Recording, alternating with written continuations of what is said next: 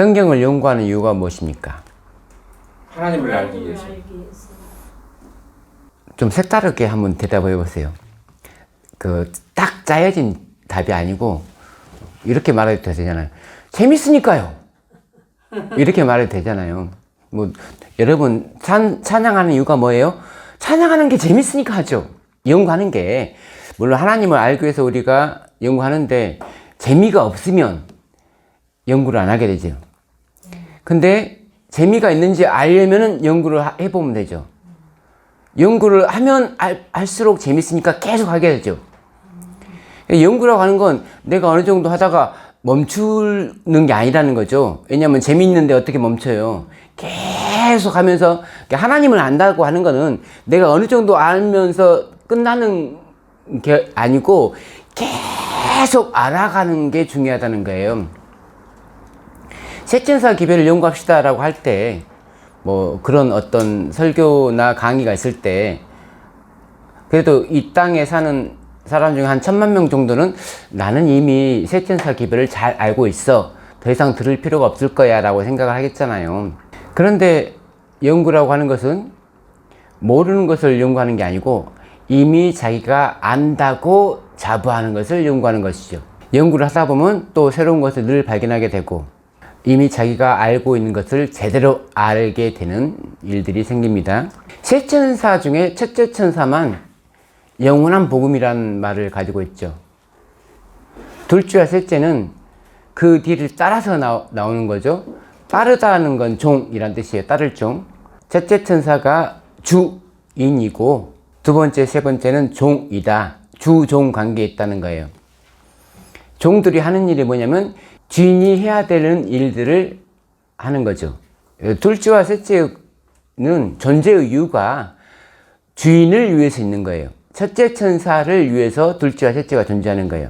그래서 첫째 천사가 핵심이고 영원한 복음인데 간략하게 말해서 첫째 천사는 왕이고 둘째 천사는 백성이고 셋째 천사는 율법입니다. 이렇게 왕과 백성과 율법이 있는 것을 나라라고 합니다. 이 중에 하나라도 빠지면 나라가 안 되죠. 율법이 없는 나라는 있을 수가 없고 왕이 없는 나라는 있을 수가 없고 백성이 없는 나라는 있을 수가 없죠.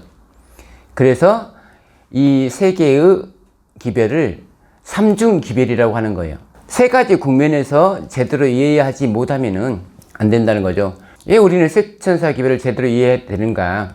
셋천사 기별은 성경 전체를 요약해 주는 기별이고 하나님의 생각과 계획을 알 수 있는 기별이에요. 하나님의 생각과 계획을 알려주는 기별이에요. 그러므로 셋천사 기별을 제대로 이해하지 못하면 하나님의 생각과 반대되게, 하나님의 계획과 반대되게 나갈 수가 있어요. 우리는 흔히 품성을 준비합시다, 품성을 준비합시다. 우리가 하늘에 가지고 갈 수 있는 것은 오직 품성뿐입니다 라고 말하죠. 그럼 여기서 우리가 생각해 봐야 될 건 뭐냐면은 품성이 무엇인가? 신의 품성이 무엇인가? 신의 품성에 참여하는 것은 어떤 뜻인가? 내 생각이 하나님의 생각과 일치해야 된다는 거예요. 그걸 품성이라고 해요. 그것을 신의 품성에 참여한다고 하는 거예요. 근데 셋천사 기별을 제대로 이해하지 못하면 아무리 힘을 써도 하나님의 품성과 엇나가게끔 돼 있어요. 결과론적으로는 자기 자신이 원하는 어떤 품성을 형성하면서 마치 그것이 하나님께서 원하는 품성인 양 착각을 하는 거죠. 유대인들은 율법을 잘 지킨다고 생각했지만 왕은 거절했죠.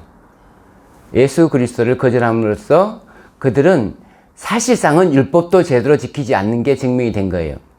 왕과 백성과 율법은 하나이기 때문에 그 중에 하나만 못 깨달아도 세 개를 다 못 깨달은 거예요.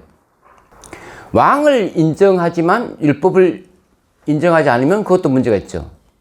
그래서 셋천사 기별의 일부만을 전부인 것처럼 이해했을 때 그것은 역으로 말해서 오해를 한 거예요. 여러분은 왜 하나님의 나라에 들어가고 싶으세요? 먼저 우리가 하나님의 나라는 어디 있는가? 보통 사람들은 죽어야지 가는 곳을 하나님의 나라라고 생각하고 아니면 예수님이 오셔야지 가는 곳을 하나님의 나라라고 생각하는데 교회가 하나님의 나라죠. 하나님이 다스리는 것이 하나님의 나라잖아요. 세 천사 기별은 그 나라를 어떻게 설명하냐면 왕이 있고 백성이 있고 율법이 있는 것을 나라라고 한단 말이에요. 그러므로 하나님의 나라는 지금 예수 그리스도가 왕이시고 지금 그의 백성이 있고 그의 율법이 있는 것을 하나님의 나라라고 한단 말이에요. 어떤 장소적인 개념이 아니에요. 장소적인 개념이 아닌 것을 장소적인 개념으로 만들어서 멀리 하늘에 있는 것을 하나님의 나라라고 생각하면 안 된다는 거죠. 하나님의 나라가 지금 이 땅에 임했나요? 임했잖아요. 왕이 오셨잖아요. 왕은 언제 오셨어요? 앞으로 오실 왕은 아직 안 왔잖아요. 재림의 왕은 아직 안 오셨는데 지금 있는 왕, 지금 지성소에 있는 왕, 1844년 10월 22일에 오셨잖아요. 지동토로. 우리의 왕으로서 오신 거예요. 다만 직접 오신 게 아니고 성령님을 통해서 오셨잖아요. 그 나라가 정의가 강물같이 흐르는 나라잖아요. 그 나라는 율법이 있는 나라잖아요. 우리가 그 나라에 가고 싶은 이유 중에 하나는 율법이 있기 때문에 그래요. 율법이 우리를 지켜주기 때문에. 후진국도 법이 있죠. 법은 정말 좋게 잘 만들죠. 근데 법대로 하나도 집행이 안 되죠. 법대로 제대로 집행되면 정말 행복한 나라가 될 텐데, 그래서 하나님의 나라도 법대로 제대로 집행되는 나라여야 되는데 그것은 하늘에 있는 나라겠죠. 여기서 죄 짓는 사람이 거기 가서는 죄를 안 짓겠습니까? 지난주에 얘기했듯이 죄책감이 없는 사람은 하늘에 들어갈 수 없다. 들어가면 안 된다. 죄인은 용서받고 하늘에 들어갈 수 있는데 죄책감이 없으면, 죄인 줄 알면 죄를 안 질 텐데 죄인 줄 모르니까 죄를 짓는 거잖아요. 하늘에 가서도 율법대로 살 수 있는 하늘에 가서도 율법을 모르면 하늘에서도 역시 죄책감 없이 행동해서 또 다른 죄를 만든다는 거잖아요. 하늘 정부를 흔들고 율법을 흔들 수 있다는 거죠. 그래서 세천사 기별 중 하나라도 제대로 잘 못 이해하면은 우리는 하늘에 가서는 안 되는 존재들인 거죠. 하늘에 가면 큰일 납니다. 지난주에 십자가상의 두 무리에 대해서 말씀드렸는데 이 세상 사람들은 다 죄인이죠. 이 세상에 의인이 단 한 명이라도 있지 못합니다. 그래서 십자가에서 예수 그리스도와 함께 못 박힌 두 사람은 행악자인데 누구를 대변하냐면 우리를 대변해요. 우리는 다 죄인이에요. 이 세상에 죄 없는 사람은 단 한 명도 없어요. 그래서 십자가상의 두 강도는, 두 행악자는 이 세상의 모든 사람들을 뜻하는 거예요. 율법으로 구원을 받을 수 있는 사람이 없어요. 의롭다고 구원을 받을 수 있는 사람이 없어요. 우리는 다 죄인이에요. 근데 그 두 죄인의 차이가 뭐냐는 거잖아요. 한쪽 부류는 내가 죄가 없다라고 생각하거나 죄와 상관없이 하늘에 가려고 하는 부류고, 또 다른 한쪽 부류는 죄인임을 인정하고 죄를 용서받고자 하는 부류잖아요. 이 차이예요. 세천사의 기별이 알려주는 기별의 핵심이에요. 아브라함은 백성입니까? 개인입니까? 백성이에요.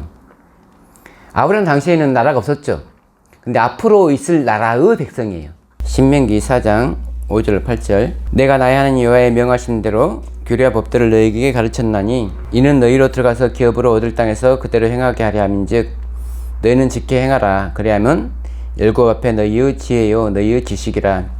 그들이 이 모든 귀를 듣고 이르기를 이 큰 나라 사람은 과연 지혜와 지식이 있는 백성이로다 하리라. 오늘 내가 너희에게 선포하는 이 율법과 같이 그 규례와 법도가 공의로운 큰 나라가 어디 있느냐. 이 글을 만약 우리가 외운다 칩시다.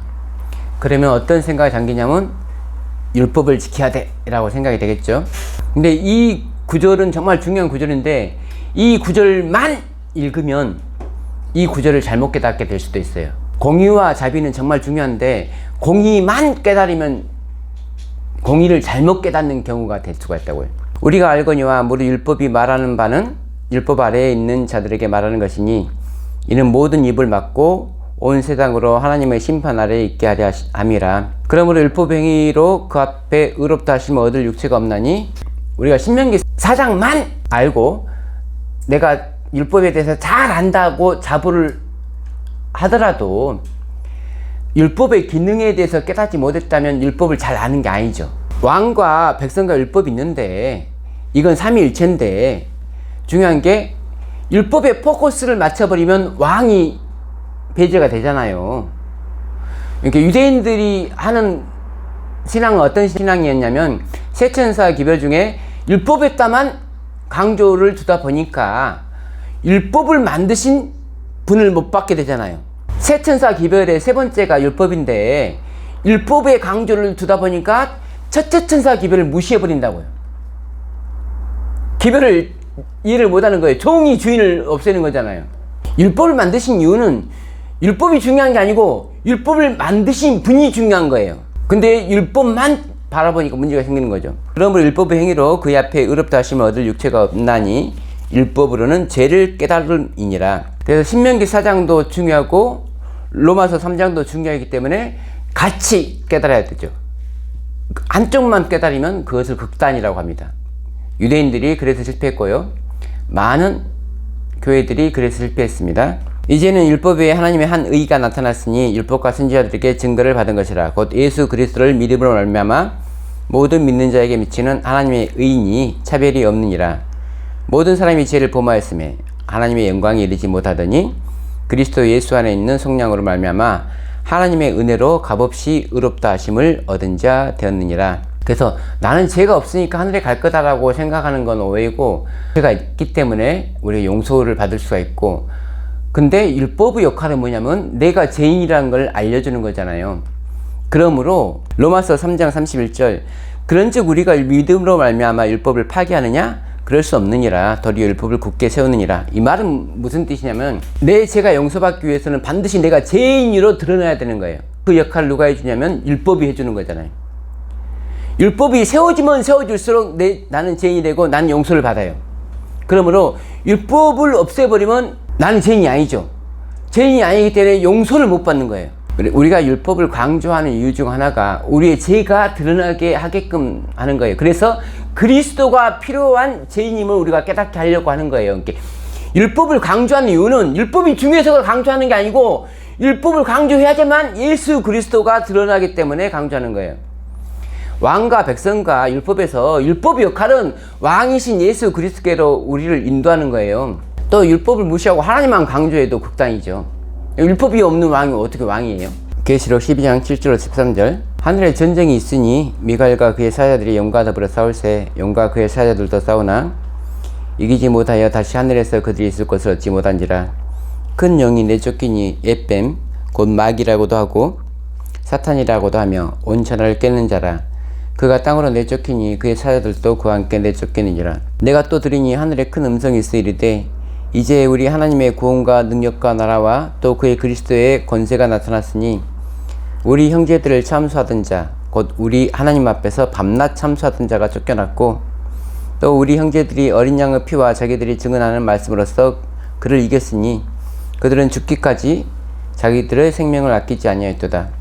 그러므로 하늘과 그 가운데에 거하는 자들은 즐거워하라. 그러나 땅과 바다는 화 있을진저 이는 마귀가 자기의 때가 얼마 남지 않은 줄을 알므로 크게 분내어 너희에게 내려갔음이라 하더라. 12절까지 말씀 중에서 지금 전쟁이 있는 곳은 하늘입니다.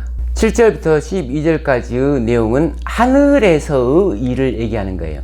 하늘에서 사탄은 어떤 일을 했냐? 우리 형제들을 참수하던 자, 곧 우리 하나님 앞에서 밤낮 참수하던 자가 쫓겨났고, 하늘에서 사탄이 하는 일은 형제들을 참수하는 일을 한 거예요. 하나님 앞에서 밤낮, 밤낮은 끊임없이 이라는 뜻이에요. 그러면 사탄은 그렇게 할 때 우리 형제들은 뭐 했냐?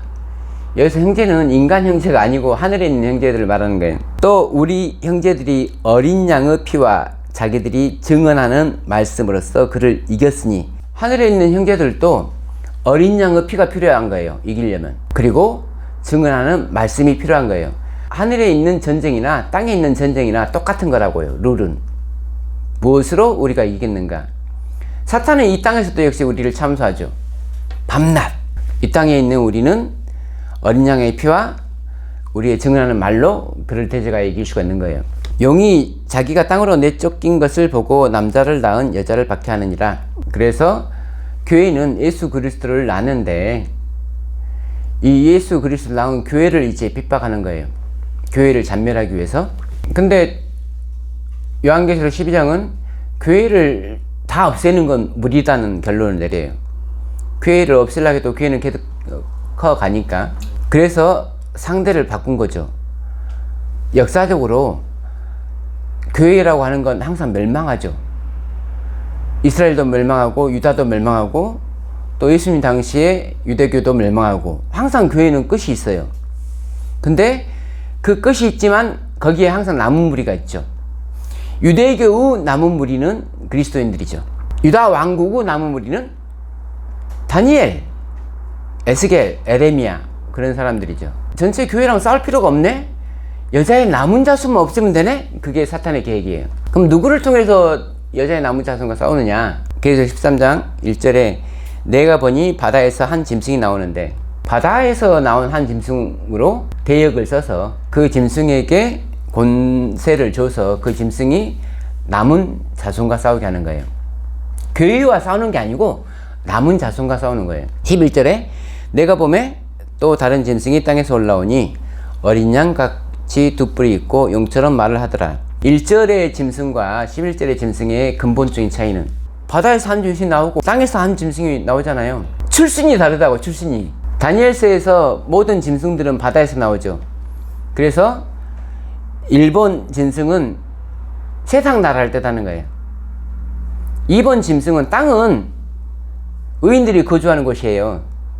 그래서 그리스도 교국을 뜻하는 거예요. 한 번도 다니엘서와 요한계시록은 가톨릭 교회를 교회라고 칭하지 않아요. 여자라고 칭하지 않고 짐승인데 바다에서 나온 짐승. 땅에서 올라온 짐승도 역시 여자가 아니죠. 교회가 아니죠. 나라예요. 짐승은 나라. 근데 기독교 신앙을 가진 나라를 뜻하는 거죠. 그래서 우리는 구교와 신교가 연합해서 여자의 남은 자손과 싸운다 라고 우선 이해를 하고, 여자의 남은 자손에 대해서 좀 더 구체적인 설교를 드리자면, 재림교회는 1844년 이후로 생겼잖아요. 재림운동을 말미암아 생겼잖아요. 그럼 여자의 남은 자손이죠. 이렇게 보면 여자의 남은 자손이 맞잖아요. 계시록적인 시작에서 보면. 근데 우리가 계시록을 좀 더 뜯어봅시다. 계시록은 예수 그리스도가 요한을 통해서 아시아에 있는 7교회에게 보내는 편지죠. 교회는 많은데, 그때 당시 교회는 엄청나게 많았었는데 왜 7개만 보내는 걸까요? 모든 교회에 보내라 가지 왜 7교회만 보내라 하냐고. 7이란 숫자가 걸죠. 완전한 숫자. 그래서 7교회는 모든 교회를 뜻하는 거예요. 그러면 교회라고 하는 것은 시간과 공간의 개념을 초월한 개념이어야 되는데, 그러니까 6,000년 동안의 교회가 하나의 교회인데 요한 당시의 교회만을 대상으로 편지를 보냈다면 우리는 지금 요한계시록을 읽을 필요가 없잖아요. 그래서 7이라는 숫자는 공간적으로만 충만한 교회를 뜻하는 게 아니고 시간적으로도 충만한 교회를 뜻한다. 사실 우리가 2,000년 동안의 교회라고 하지만 더 명확하게는 6,000년 동안의 교회라고 생각하셔야 돼요. 에베소 교회는 사도시대 때 교회고, 그렇게만 생각하면 그것도 우리가 더 이해할 수 있는 폭을 이해를 못하는 거예요. 교회는 아담과 하와 때부터 있는 거예요. 아담과 하와 때부터. 아브라함도 자기 혼자지만 교회예요. 6,000년 동안의 교회의 이론이에요. 지금은 라오디게아 교회 시대죠. 7개의 마지막 교회인 라오디게아 교회. 그 라오디게아 교회의 이름이 제7일 안식일 예수 재림교회이죠. 그러면 7교회 시대의 7번째 교회가 재림교회죠. 재림교회는 교회잖아요. 교회. 교회의 남은 자손이 아니고 교회라고요. 그래서 사탄은 교회의 남은 자손과 싸우는 거지 교회와 싸우는 것이 아니기 때문에 재림교회와 싸우는 게 아니에요. 싸울 일이 없어요. 사탄이 교회를 공격하는 이유는 교회를 잔멸하려고 공격하는 게 아니고 교회 안에 있는 남은 무리를 없애려고 공격하는 거예요. 지금까지 하나님의 나라의 후보자들을 공격하는 거지. 그러면 이제 재림교회를 다니는 사람 입장에서는 지금까지 6천 역사 중에서 하나님의 택한 민족이 다 구원받는 게 아니고 항상 이렇게 실패하고 벌받고 하는 모습 보고, 그럼 우리를 왜 불렀습니까? 라고 할 수가 있잖아요. 그거에 대해서 바울은 이렇게 설명합니다.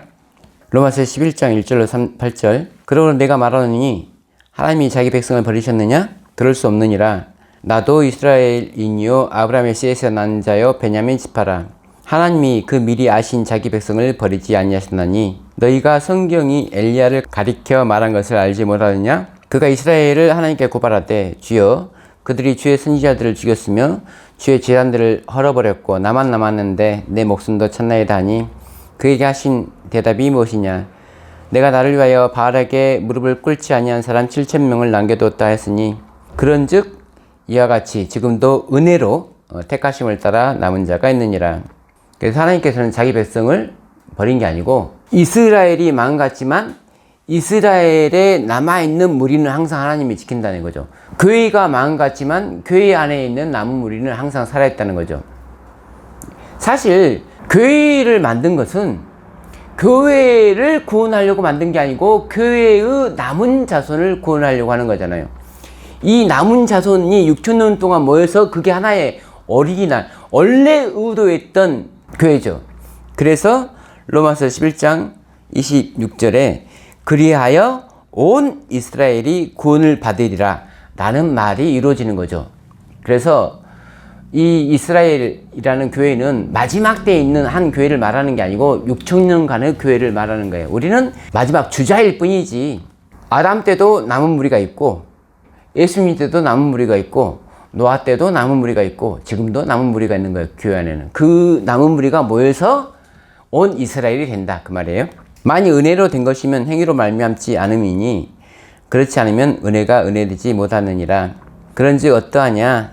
이스라엘이 구하는 그것을 얻지 못하고 오직 택하심을 입은 자가 얻었고 그 남은 자들은 우둔하여 졌느니라. 기록된 바 하나님이 오늘까지 그들에게 혼미한 심령과 보지 못할 눈과 듣지 못할 귀를 주셨다 한과 같으니라. 신명기와 이사야서의 글을 인용해서 지금 바울은 말하고 있습니다. 그래서 결론은 뭐냐면 하나님께서는 모든 사람이 구원받기를 바라는데 결국은 본인들이 원하지 않아서 구원을 못 받는 것 뿐이에요. 하나님께서 새천사 기별을 다시 영광하고 깨달으십시오라고 초대를 하시는데 나는 이미 다 알아요 하고 그 초대를 받지 않는 거예요. 그것이 왕의 잔치자리에 참석해서 왕이 주는 예복을 입지 않는 사람들이에요. 감사합니다.